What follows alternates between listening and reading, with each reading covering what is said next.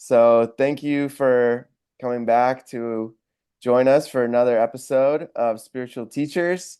With me today is one of my dear friends, who I consider a brother, Igor Galibov. Did I pronounce that correctly? Yeah, Yeah, Galibov, yeah. yeah. So he's an How's it going, amazing Peter? spiritual teacher.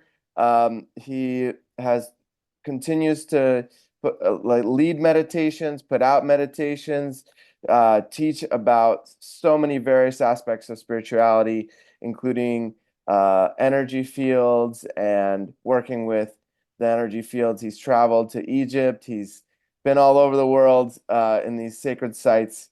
And it's such an honor to have you here with me today, brother. Thank you for joining us today. Thank you, Peter. Thank you, Peter, for having me here. Yeah, definitely. This, spiritual journey is a expansive experience. Never ends, and it's always a playful playground. You never know what you're gonna come up with or where you're gonna end up when you're allowing the higher guidance to guide you through these beautiful spaces between the spaces of reality, you know? Oh yeah. Yeah, man. So I I know that you've studied the Kabbalah, right? Very intently. So let's just start with that. Maybe go over what it is, how you came to about to find it, and expand from there. Yeah, actually, I started off with energy work. It was like a very sharp awakening in 2004, and I was able to see and feel energy and tap into pretty much anything.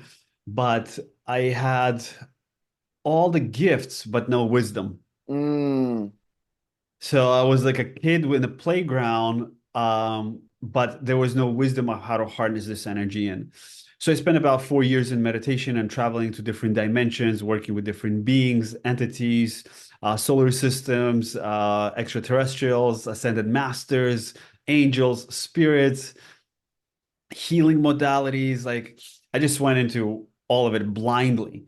hmm In 2004, 2008, there was not much on the internet. There wasn't much anything on the internet, you know? So it was hmm like, okay, hit or miss, trial and error. And that was my whole experience with spirituality. There was no communities, you know, like there is now.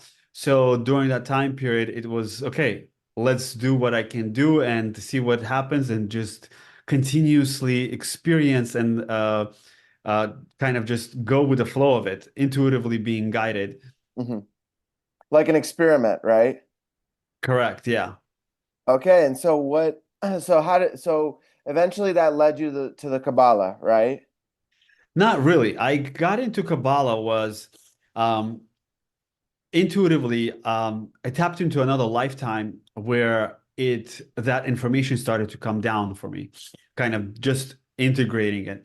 I never really studied Kabbalah, but I understood the concept and the energetics of it and the codes of it. Okay. Because Kabbalah to me is basically a blueprint, another blueprint of a spiritual expression in this reality. So I started to tap into it because my oversoul has become self-realized through that process. And so for me, it was like, okay, this is like natural wisdom that I can tap into. Kabbalah is very deep and very has a lot of intellect into it. hmm hmm So for me, it was more of intuitive side and just tapping into the energies and see where it takes me and what really happens. hmm So that's what I kind of started to explore things. But for me, it was more of understanding the energy bodies, the understanding the emotional body, the mental body, the astral body, the causal body, the galactic body, how they all operate, how does it all come back to the soul and the oversoul, how do we merge this 5D into this reality? hmm So that was the main thing for me. And I spent about 10 years in different dimensions exploring them, constantly Okay. doing trial and error. You know, we go up in vibration. It feels amazing. It feels great. And then all of a sudden you fall down in vibration. I was like, okay, what do I do? How do I rebuild myself? So I hmm started to kind of experiment and I started to play with energy. I started to do healings and just randomly, like on the streets, you know? hmm And then after a certain period of time, I was like, wait a minute. I think I need to teach.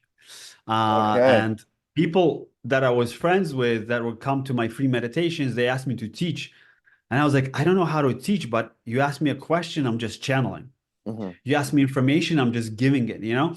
Hmm. And it was very complex to create a structure to teach because you're always in this etheric space where you just go with the flow. Hmm. So I had to reconstruct my blueprint of perception in order to align and be able to kind of have some sort of a syllabus, some sort Right. of information for people. They're like, well, what are we going to learn? I was like, I have no clue. Like, Right. well, what are you going to Right. be teaching? I have no idea. Just we're going to show up and see what brings us, right? Hmm. So that was my way of doing things. And then with time, I started to create structures Okay. for people because people needed structures. Be like, okay, come, we're gonna have a meditation. Well, what is the meditation on? You know, they want to know. I was like, I don't know. We're just gonna come together and see what brings us. Hmm. So I kind of had to ground myself and present this information in a more logical way because the Okay. higher levels, there's no logic, right? Right. In the higher realms, we can build a house just starting from the roof and then end up with the foundation. The doorknob.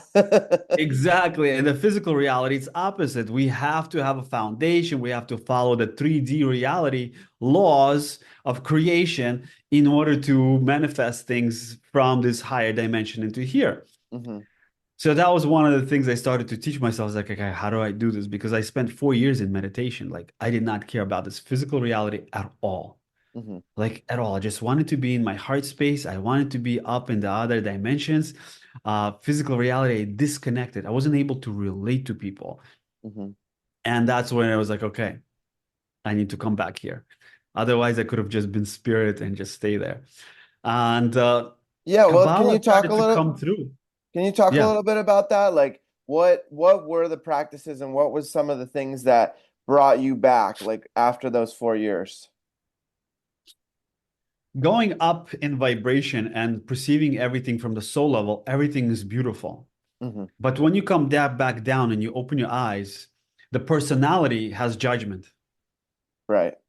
It starts to separate things. This is spiritual. This is not spiritual. This is good. This is not good. This is what the higher self says. This is what the lower self says. All those are construct of the personality that even speaks for the higher self.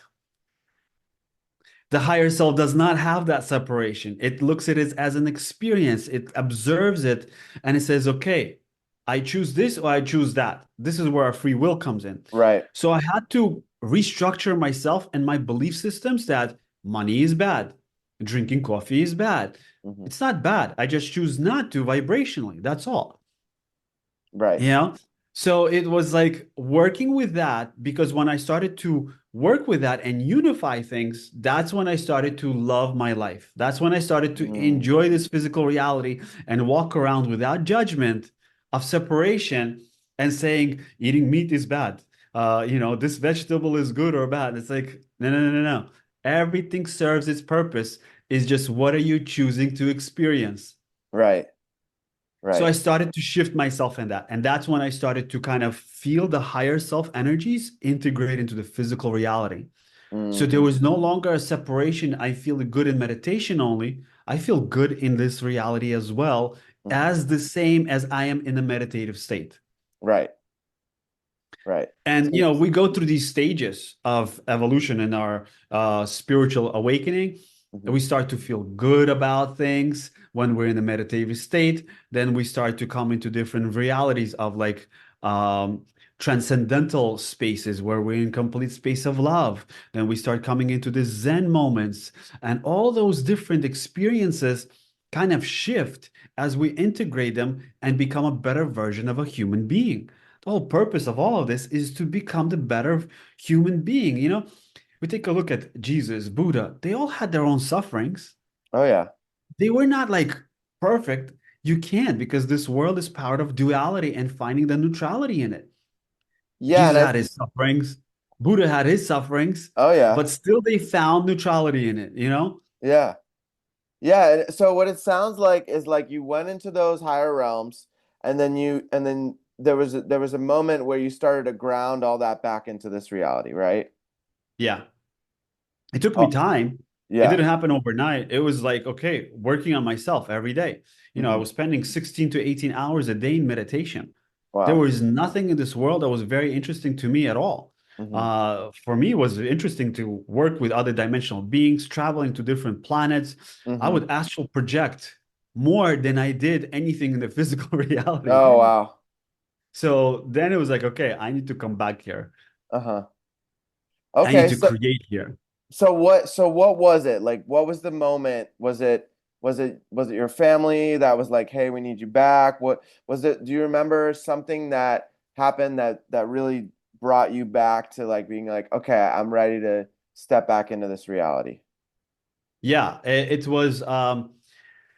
it was like at one point I was like sitting and meditating, wishing like a piece of gold brick would fall on my lap, right? Hmm. And I'll like meditate and try to create all these alchemical shifts and to happen. And then one day I started to talk to my guides and I said, "Do you guys have money up there?" Like, no, we don't even understand that concept. That is a part of the Mm, 3D reality that you chose to experience. That's where money comes in. So that is your responsibility of the physical aspect, but the spiritual aspect for us is to for you to integrate that here. I was like, wait a minute, then why are you guys telling me to do this and that? And that's when I decided to, okay, I need to start focusing on how to create abundance. I want to start being part of this world. And I started to realize if we want to change something in this world, we got to be able to dive into the systems that we want to change. There will be nothing that will be destroyed because a lot of times people, the financial system's going to collapse. It's not going to collapse. It's going to shift. And how is it going to shift? By the spiritual community being involved in that system and shifting it from the inside. right, Transformation happens from the within. right. So when we shift our inner journey, it starts to reflect on the outer world.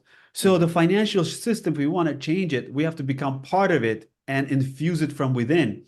So not to separate ourselves from it, but become of it and then guide it towards the more of a heavenly approach, towards a spiritual approach, towards a harmonious approach of how you utilize this money in a positive way. Because money is what? It's emotion.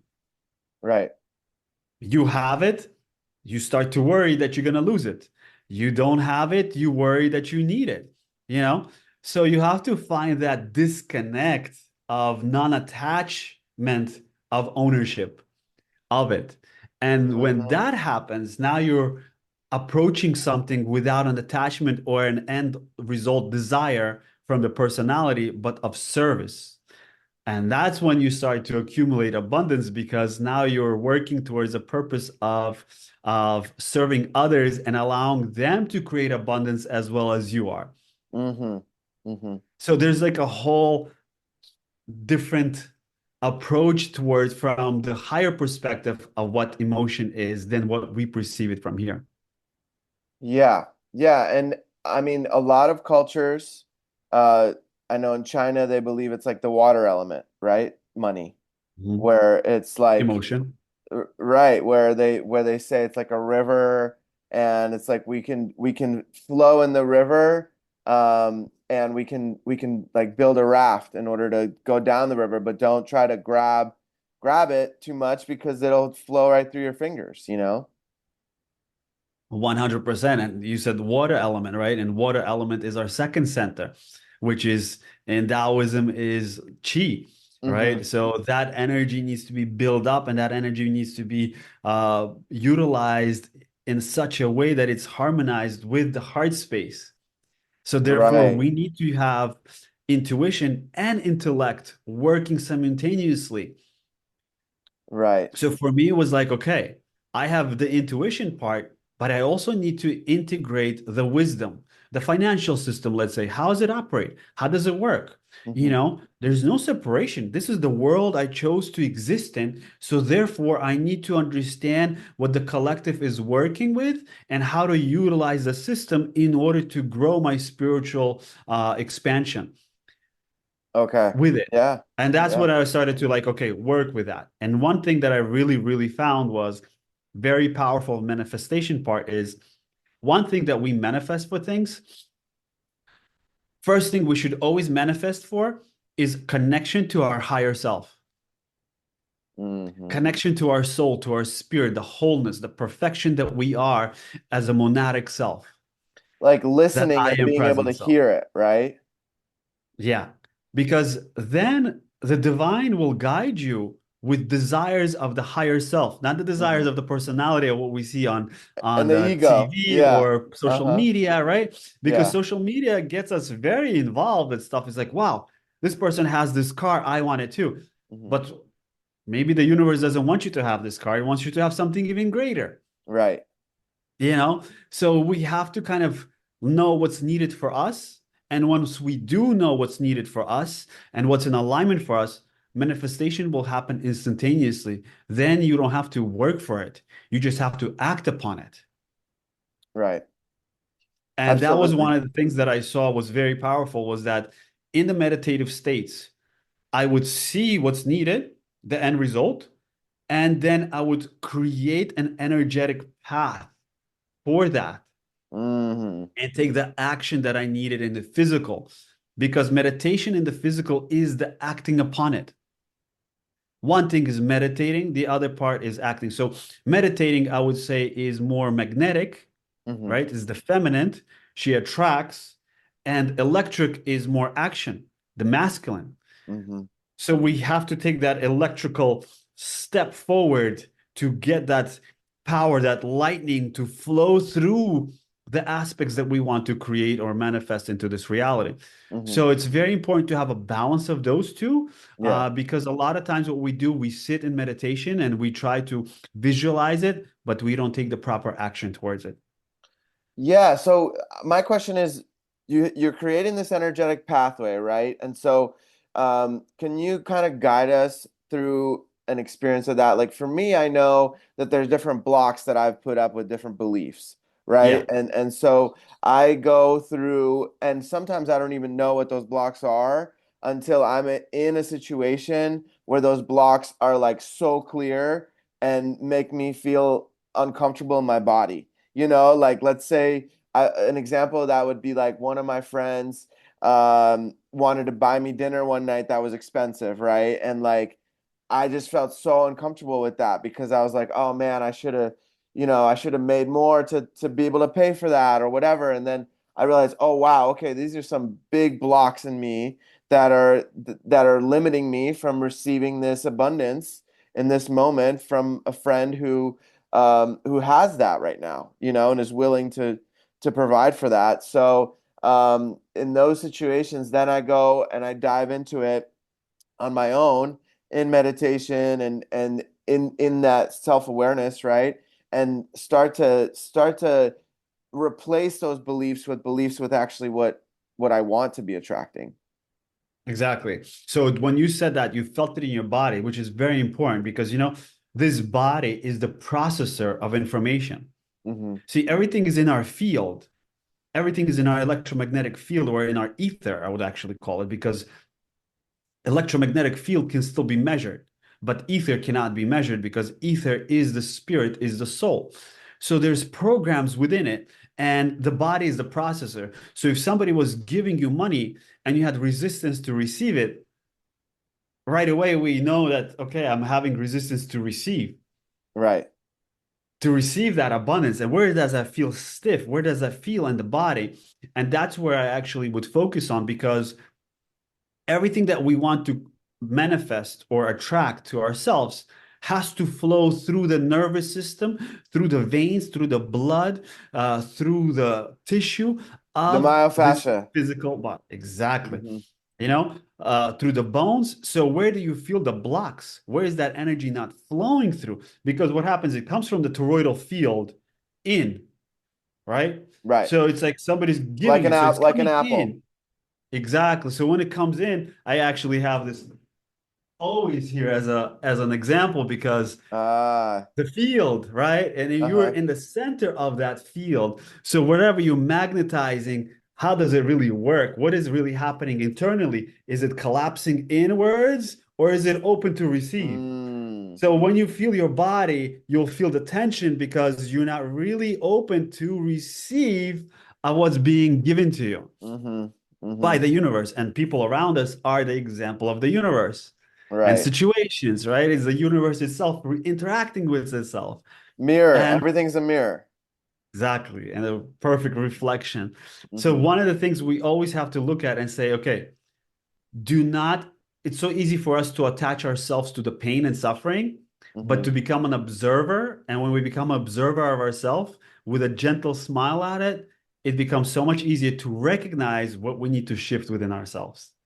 Like a curiosity, right? Like just Yeah, looking at things like, oh, okay, why is that happening? Instead of like, oh, that's wrong, that's bad, right? Like that was a yeah, huge shift for me. Like when I realized that and started just being, yeah, because not that many people talk about that, right? Like they don't talk about shifting it to a curiosity. They say be the observer, right? All these spiritual teachers just say observe yourself, right? But you can observe and have judgment, right? You can observe and have, oh, that's wrong. I shouldn't be doing that, right? Like, and there, what, 5, 10 years ago, I had all that playing in my mind, right? All these beliefs, all these um, programs that society and other people had instilled in me. Some of them were hereditary, right? Passed down by my family down to me. yeah. Some of them were cultural, right? Like being from a Russian background, there's all these cultural aspects that come in from that. And then I had to just sit in it and understand what was mine and what wasn't. Majority of it wasn't mine, like a huge majority, right? Yeah. And then I had to just like a broom, right? Like take the broom out and sweep away all the stuff that wasn't, and then take out something brand new and sprinkle some fairy dust, into what I really wanted. And yeah, so did you go through a process like that as well? Definitely went through the process of decoding myself, and I still Hmm. do it every day. It's like it Yeah. never ends, the whole process. The more you grow, the more different scenarios you're presented in life in order to unlock yourself. So these key codes that are within our DNA, it all comes down to our mother and father.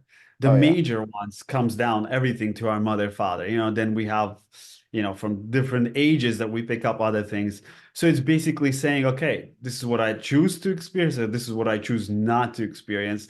And that process doesn't stop, which Oh is yeah. really amazing. And you're like, okay, you go through one process, you kind of basically master it. You're like, okay, I'm done. Right. That I came to enlightenment. I feel great. A week later, again, another scenario comes up. You're Uh-huh. like, okay. But with time, you become better and the swing becomes less. So Right. for you to shift becomes so much easier and faster. Instead of waiting a couple of weeks or months or years, now you're shifting within days or minutes or seconds, because now you are able to become the observer and shift the perspective, because now you learn. It's basically learning how to utilize the tools. And yeah, it's really an amazing aspect of this spiritual path that we look at, but it's also an aspect of becoming the better human. Hmm. It is becoming the human that observes things or sees things through love, compassion, understanding, and wisdom. Because every single person in this world, what do they need? What do they Love. want? Love. Everybody wants to be seen, recognized, nurtured, loved, Hmm. accepted. And if we provide that to every single person, we are right away step into this illuminated state, and all our problems start to kind of just sprinkle away, and that's it. So we're like, okay, if we get ourselves into that state every day, then we're good. I feel like this is what the collective needs, is that recognition of light and love. It's easy to say, I understand, but we something that we do have to work through. And it's part of our nervous system, it's part of our uh, everyday reality, where we need to constantly remind ourselves these things. Yeah, and I totally agree. I think you're spot on with all that. And one thing I really realized is like, I had that huge drop into like deep depression before my awakening, right? And now there are moments of lows, right? Like but Yeah. they don't go so low, right? Like, and the more I raise my vibration, it starts to look like this, right? Like it starts to the low every time there's a low, there's a little bit higher of a high, and it, Yeah. it it keeps moving up, so it's easier to bounce back, and I don't need to go down back into dark those dark moments, those depressed times, right? Yeah. Because I know that I learned what I needed to from there. You know, went down into the roots of hell, if you will, right? To sprout a tree all the way up to heaven. And it's all the same spectrum, but we get to choose. We get to choose if we suffer, and we get to choose, like you were saying, you get to choose to wake up, and we have a choice, right? We can choose to continue to evolve, and continue to grow and expand.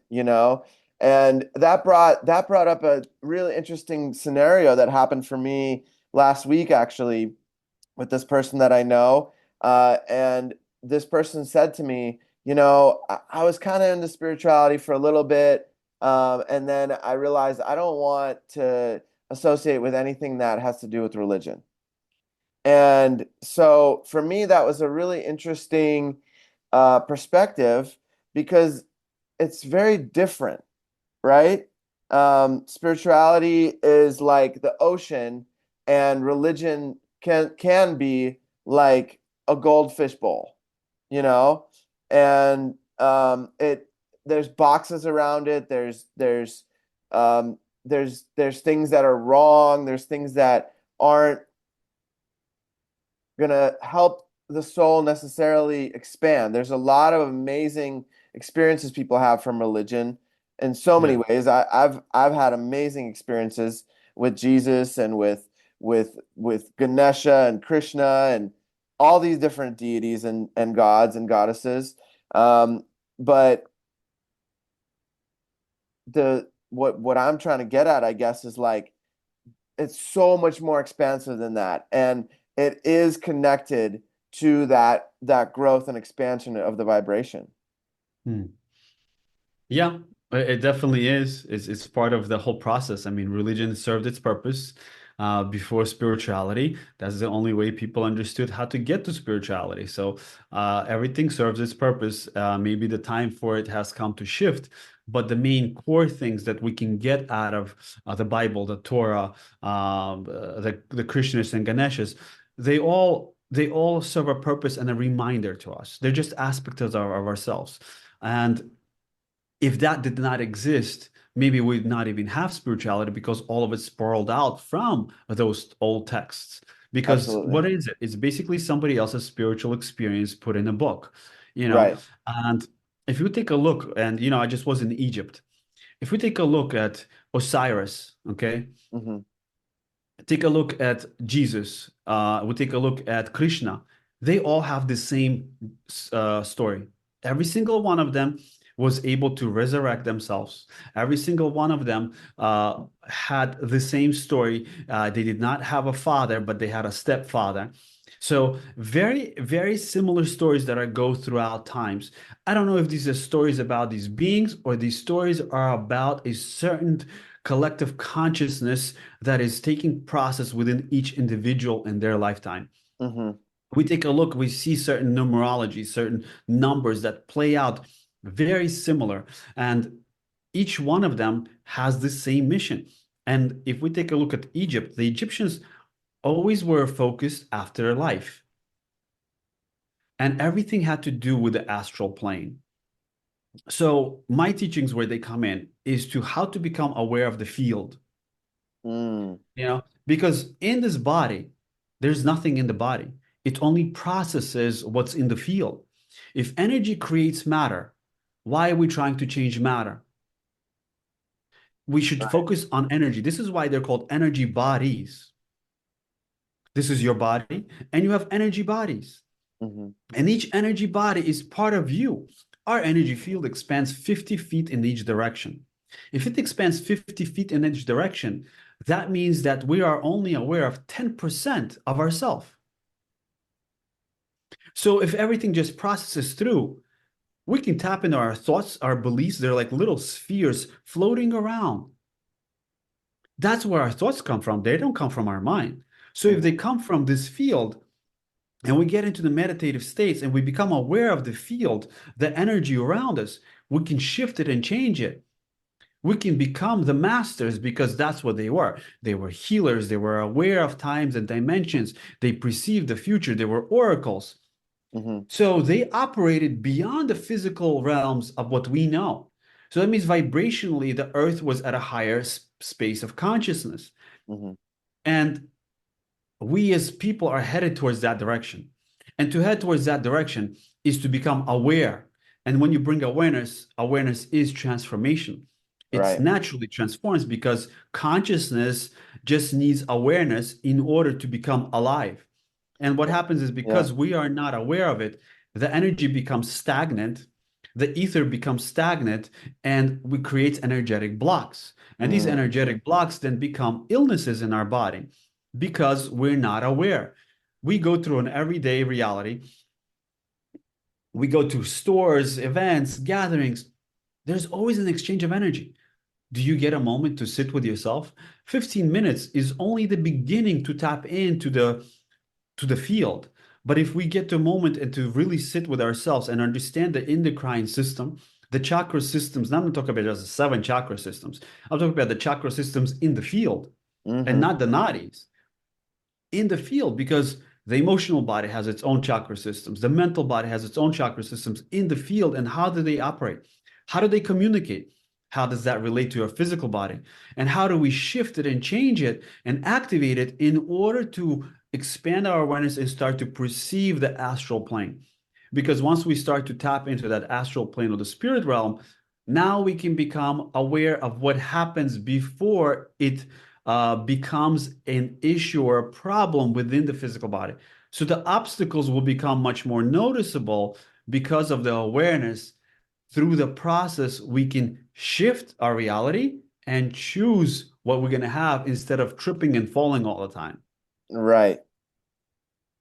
Yeah, this is a really interesting perspective. So basically to summarize and correct me if I'm wrong, basically in meditation, when you go when you go into those deeper states, right, which from what you mentioned takes at least 15 minutes to get into the field, and then from there you need more time. For some people, it may take longer, or Mhm. shorter, depending on how advanced they are, right? Um, so when they're in that, when they're aware of that field, then they can tune in and recognize what energies may be trying to affect their physical body, because it all starts in the energy bodies, and it has to be clear. It can be cleared from the energy bodies before it gets to the physical body, and but it always starts in the energy bodies, right? Correct. Because the mind directs the energy. Right. Yeah. So the heart sends the energy. So if the mind directs the energy, then that means our thought process creates everything around us. So the world is mind. Each chakra system has its own mind. So the whole purpose is for us to change the belief system is only just one step. Right. So this body is so complex, right? The Oh yeah. organs, how it all operates, and still doctors are trying to figure out how wonderful this machine is. But can you imagine tapping into the energy bodies? They are even more complex and they are multidimensional. When you tap into a chakra system or a template in the energy body and you start to heal it or transform it and activate it, it might take you to another parallel reality of your past or future lives, that we call it, which also has a resonance to this dimension. So now you are tapping into not only the toroidal field here, but you're Hmm. tapping into the toroidal field that your soul is experiencing in other dimensions as well. Now you're becoming a multidimensional being and you're becoming aware of patterns that are repeating themselves from the causal body, the cause of your existence. And Hmm. once you start to tap into those levels, that's when you start to really formulate and create the power in this lifetime to really master it. So these things have to be done through a conscious approach.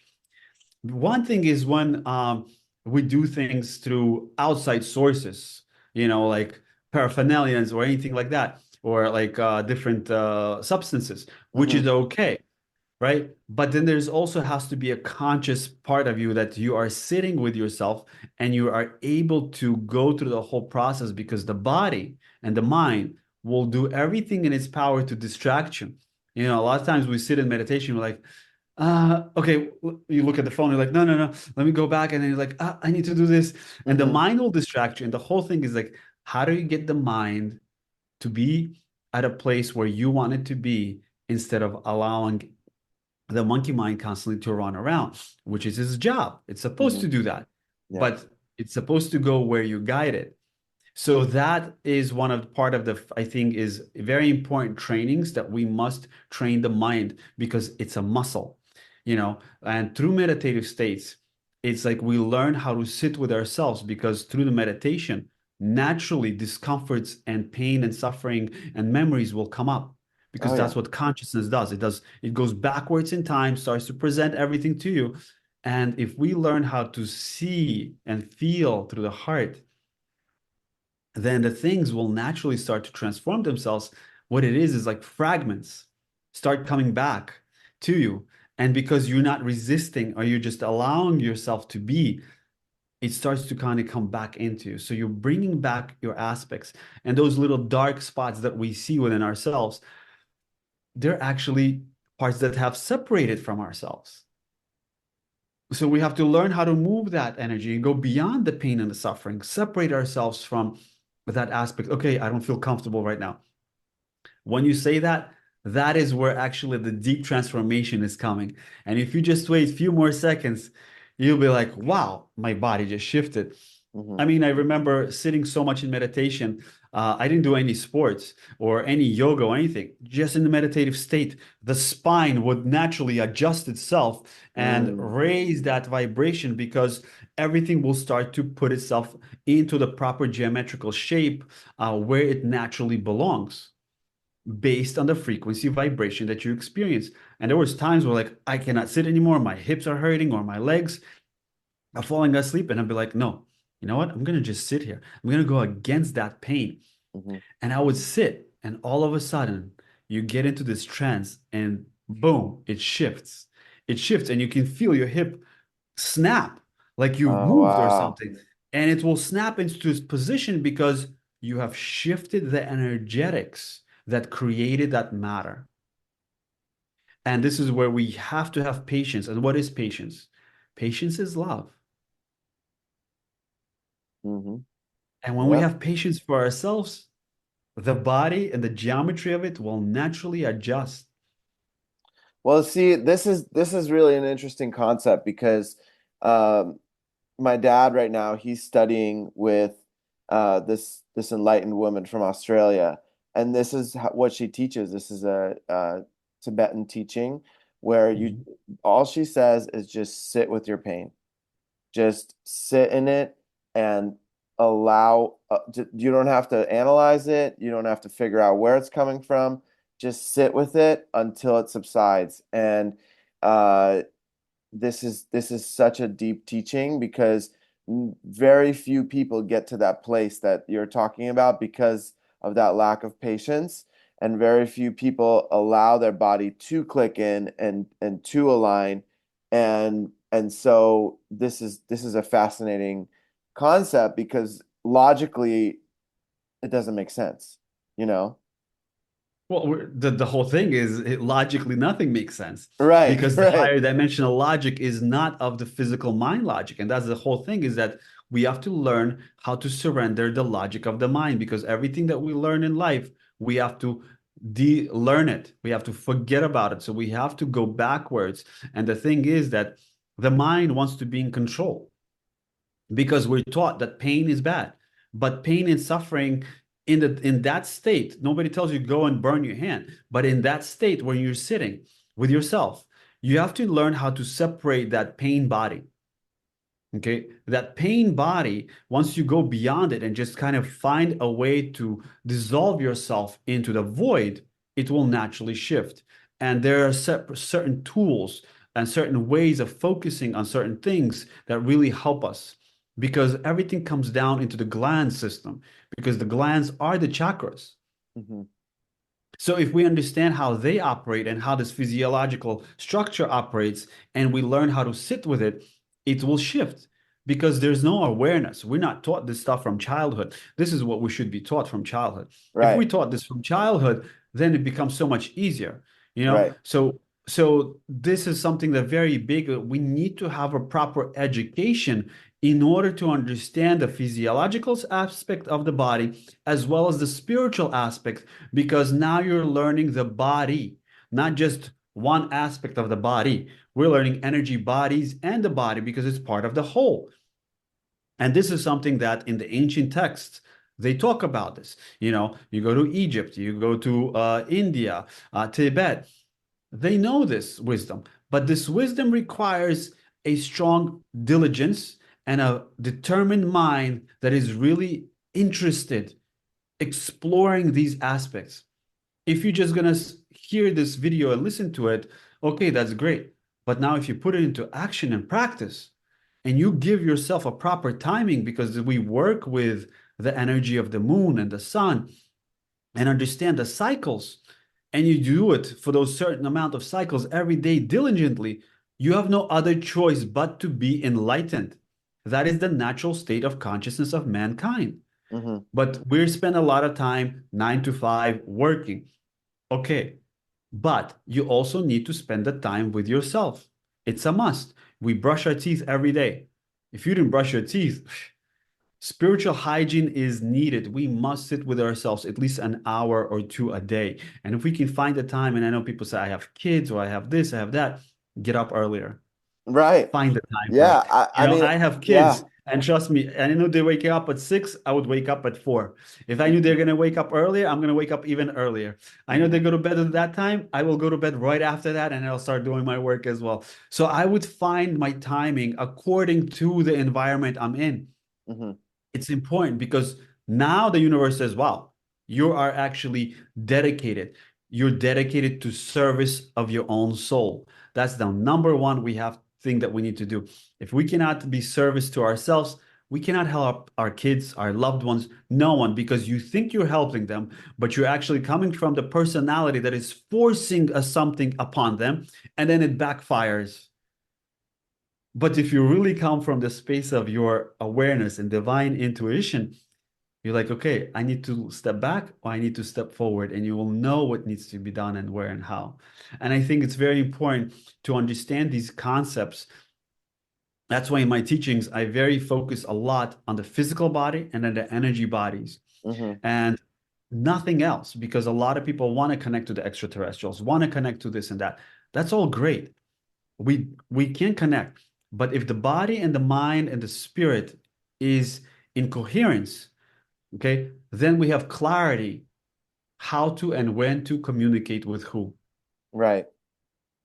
Because a lot Right. of times people do open up portals and gateways and they start talking to other dimensional beings without having a pure understanding of what is it that they're channeling. And that aspect I feel is very important because I did a lot of channelings in my own time.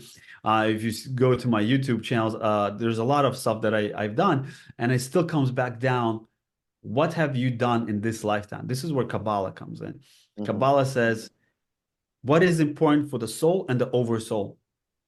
Why are you here?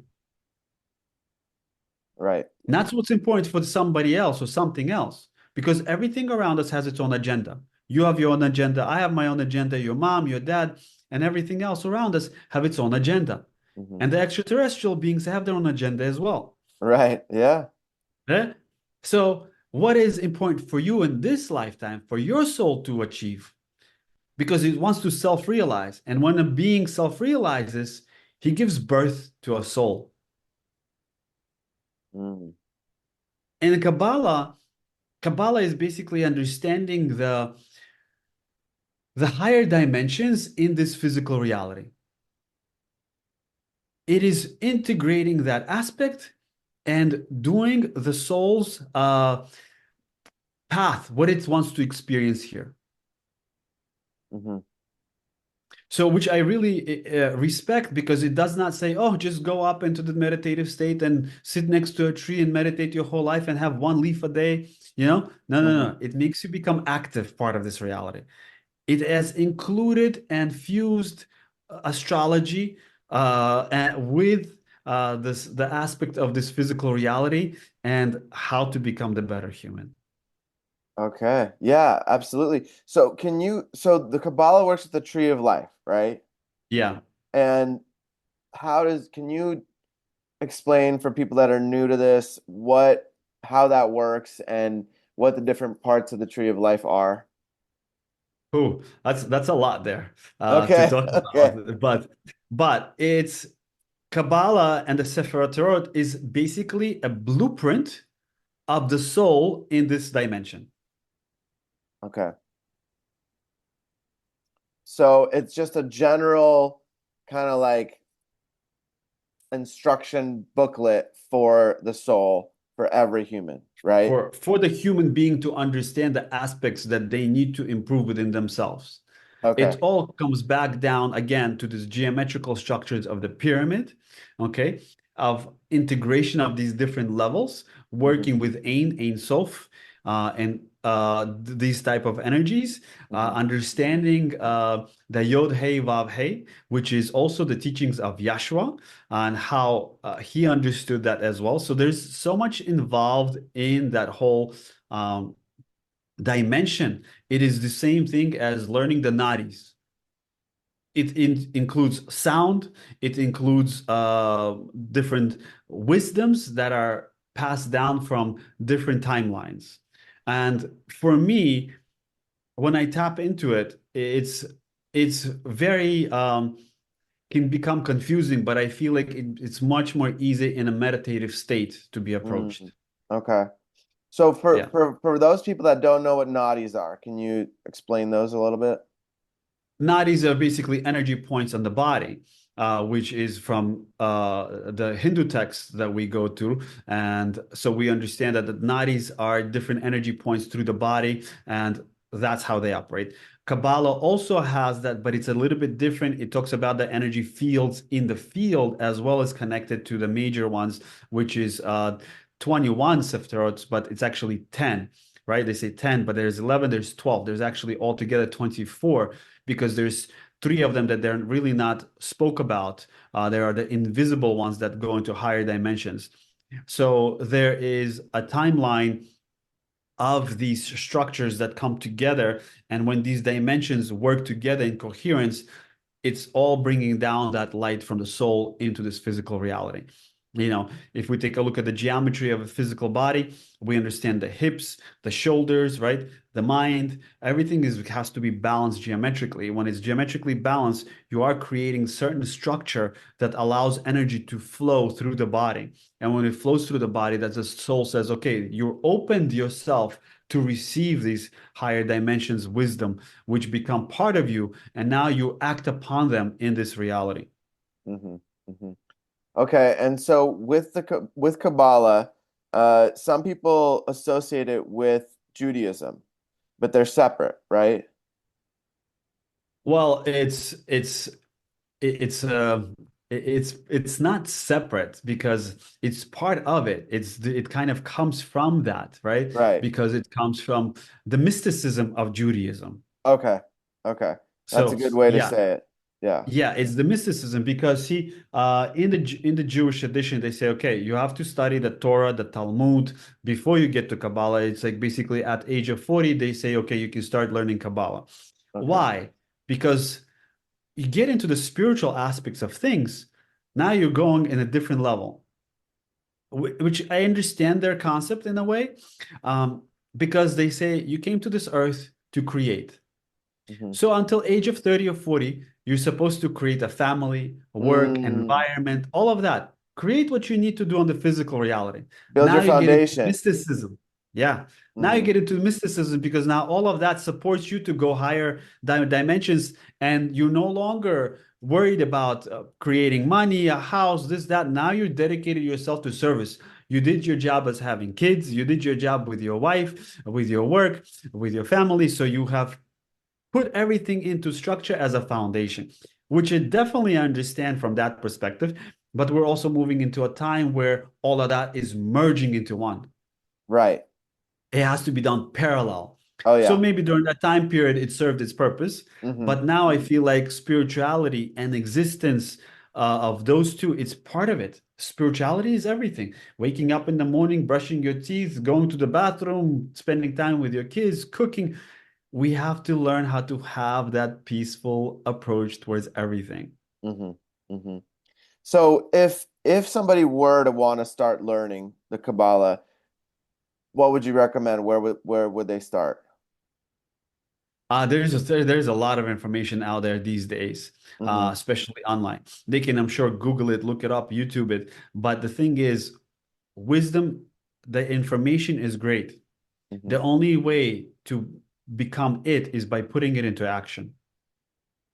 And Like I feel actually like live it and there's so embody much it, right? information these days. Yeah, they have to embody it is to put it into action. Mm-hmm. And the practice is really dedicating yourself. It's not like doing something for 1 week and you're done.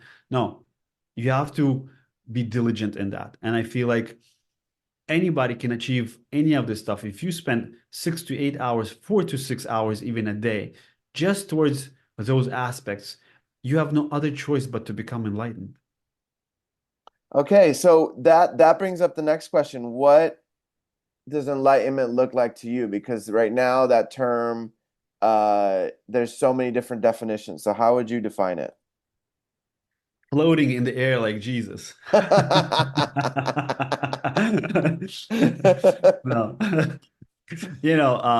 it's when we go through our awakening, we start to have images and visions that come in from another dimension, which is, yeah, it's beautiful to see this enlightened beings. But in the physical realms, enlightenment is becoming the best version of your human self. That is what to me, Mhm, being kind, understanding, compassionate, forgiving, loving, you know, having the divine perception towards things. That to me is enlightenment. You will create a natural auric field around you. People will feel it, people will sense it. It's not about that. It's about who you are and how you become a reflection to others as well. So that is to me is enlightenment because there is not going to be something that you are floating in the air, you're this perfect human. No, we are human beings having this beautiful experience on this planet. As we get older with age, we integrate that more and more and more. We shouldn't punish ourselves for that. We shouldn't be hard on ourselves. That's where I think that we deviate from these kind of things is to accept things. Nobody's telling you go do something bad, but accept things as they go. You know what's right, what's wrong. You know what you need to be doing. And I feel like improving ourselves as a human being, that is enlightenment. I agree with all that. I just think there's one piece missing, which is awareness. Because there's a lot of really Yeah. good-hearted, kind people out there that don't have awareness. And because they Yeah. don't have the awareness, that's not allowing them to expand at a rate that they may be desiring to expand at. Yeah. Awareness. So I would say two energies, the energy of the dove and the energy of the serpent. Mm, The serpent, which is Shakti, okay, hmm or the Kundalini energy, is must because it allows us to see the truth in 3D reality. The hmm energy of the dove is wisdom, which allows us to see from the spiritual perspective, of the soul's perspective, of why integrals of light come together and interact. So hmm those two energies, when we fully understand and balance them out within ourselves, that's when you actually will walk through earth and understand through this land that okay, where to step forward, where to step back, and when to act and when not to act. hmm So yeah, that awareness starts to come through, and I feel like the awareness is in the field because the field tells us a lot. You come up next to people and you feel so good next to them. You feel your heart open up and you're like, oh my God, it's so great. And there's hmm people that you come, you feel a little bit of tension. hmm That's also okay. So why? because the awareness is there, so you're aware of things. And because the awareness is there, now you're choosing consciously. Mm-hmm. Mm-hmm. And you are correct on that. Yes, awareness is very important. Yeah, I think that's also a really powerful thing is like as a kid, I would feel all these energies, right? Like, but I didn't know what they were, what to do with it, how to interact with it.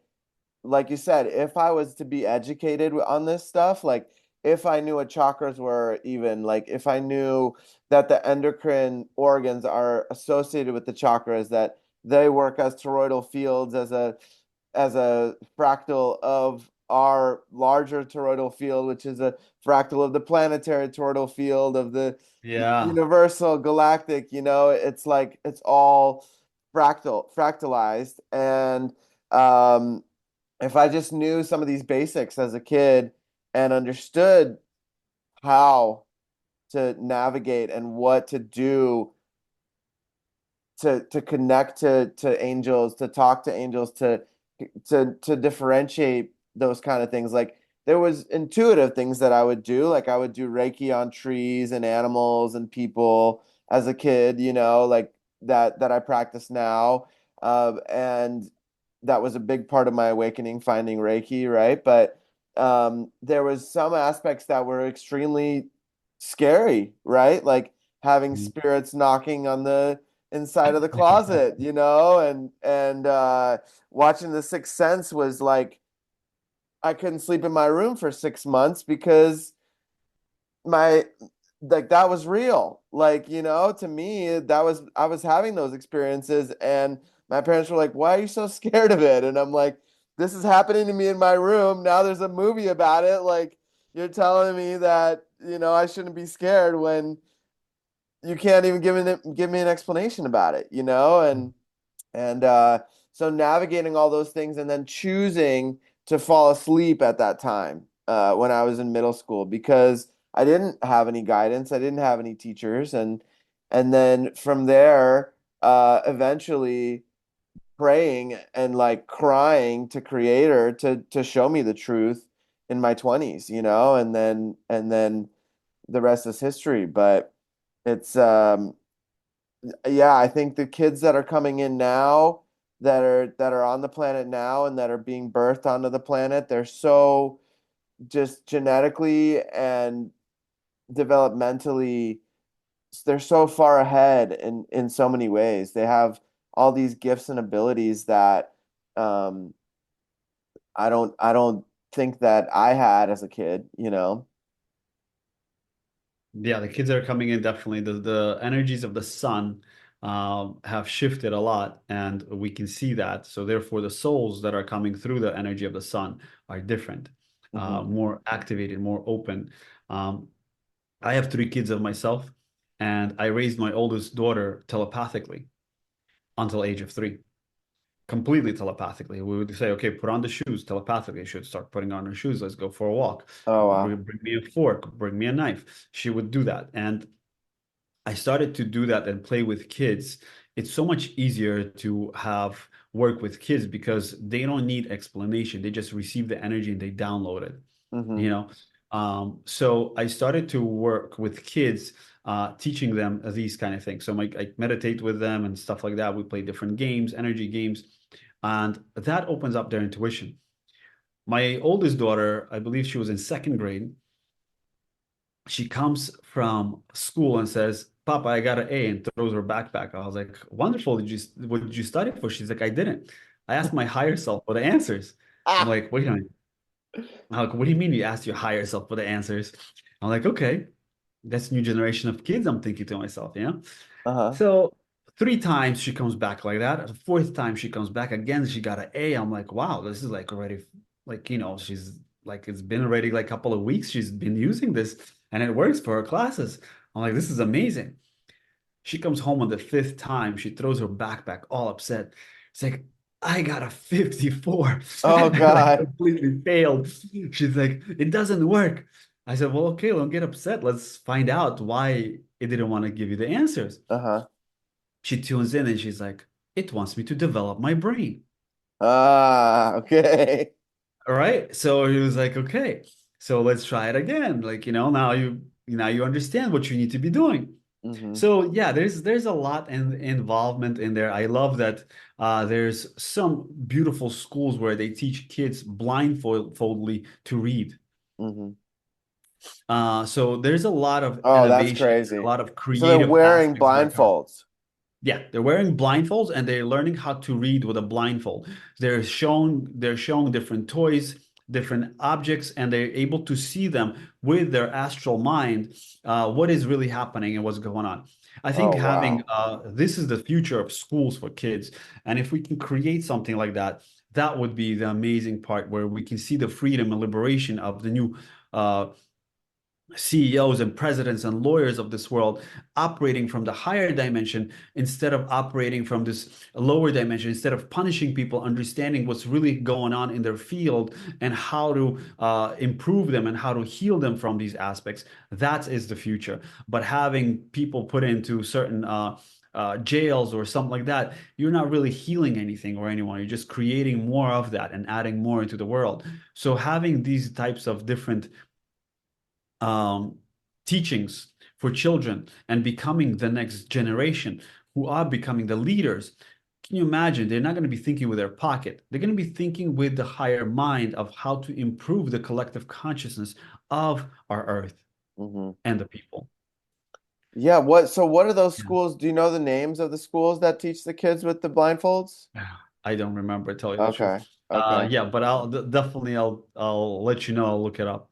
Okay. Okay. And then I can drop it underneath the YouTube if Yeah. when we get the link to that because I know a lot of my friends that have kids would love to learn about that. That I haven't heard of that yet. Yeah. Yeah, That's definitely. amazing. That's amazing. Okay. Yeah, so speaking of kids, I recently about 2 months ago started working with in physical therapy, doing physical therapy with kids. And the majority of the kids that I see are autistic or Down syndrome, or have a hard time expressing verbally. And it's really interesting that you mentioned telepathy, right? Because my telepathic abilities have come online, especially during COVID. They were really strong. When I went on a trip through California, I was connecting with different, like I telepathically communicated with the Sasquatches up in Mount Shasta, and different beings up there, because everything's so open up there. It's considered Yeah. the root chakra of the earth, and everything was really easy for me to do like telepathically over there. And one of my theories and one of the things I believe is a lot of these kids that do have Down syndrome and autism, they just are holding that frequency of unconditional love. They're just kind of like angels in disguise, Yeah. and they're holding this vibration of love for the planet, and and so and at the same time, I'm curious if you've had any downloads or any understanding about what their bigger purpose is here. So to me, energetically, it's still an experience from the soul level that comes in. Hmm. You know, it's an experience that the soul wants to have. It doesn't have a judgment towards it. For us, it might not look what is normal, but they do operate in a different frequency. And if you do observe their mental patterns, they are operating differently than what we are, and they are teaching their parents to step out of the box of what they know, of what they are experiencing.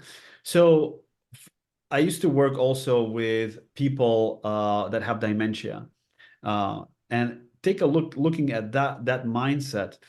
Dementia is very interesting to me because people do not like what they experience in this world, so they create these different black holes within their mind to tap into a different dimension where they feel safe and secure. Oh yeah. Uh, I've worked with people with Alzheimer's and dementia for several and years. I so was going to those yeah, clinics. They're yeah, super sensitive around the full moons. Like Yeah. it's Well, like we all are. all their demons come out on the full moon, you know? It's like a chaos, total chaos in the homes at that time. Yeah. So That's a whole nother topic, but yeah, go ahead. Sorry to interrupt you. What were you saying about the dementia dimensions? yeah, that was pretty much it. I didn't want to jump into from to another topic, but where we were at. But I do feel for the time Okay. Okay. that we Okay. are. Yeah, sounds good, man. I think we've covered a lot. I think it's been really amazing. And thank you so much for coming on, man. And Not a problem, Peter. I think there's so much more we can discuss, so maybe we could do a part two in the future. Definitely, definitely, brother. Okay. Well, thank you Sending you so much much, love. Thank you, brother. Igor. Yes, and I'll share any of the links for people to get in touch with your courses and meditations and Oh yeah, Instagram and definitely. anything like that. Um, Yeah, I have a whole community online where people get to share their spiritual experiences. I have host free meditations every Tuesday, 9:30 Eastern. So stuff Instagram, Facebook, YouTube. I post meditations every actually week as well. So there's new meditations come out every week on YouTube. If people want to find me, they can see the link in igorgalibov.com or alignmentoflight.com. Okay. Okay, amazing, man. So I'll drop all those links on the YouTube channel and then people can connect with you. So thank you so much I got again it. Love and you, brother. Enjoy the rest of your day. love you. You too. Thank you.